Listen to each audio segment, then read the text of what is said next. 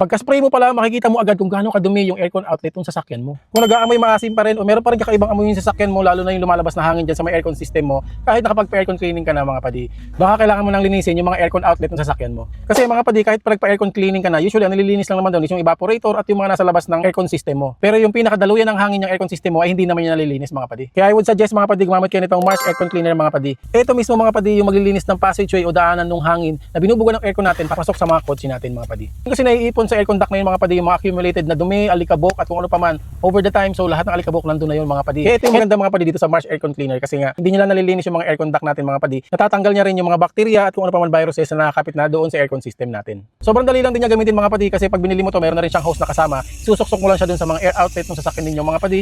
Tapos i-spray mo na siya doon sa pinaka aircon outlet ng sasakyan mo. Makikita mo nga agad mga padi kung gaano kadumi yung aircon system outlet ng sasakyan mo. Tandaan pa dito mga padi kasi wala kang kailangang baklasin. I-spray mo lang siya and okay na siya. Kaya kung sa tingin mo kailangan mo to, lalagay ko na lang yung link nito diyan sa video natin mga padi. Alright? Salamat mga padi.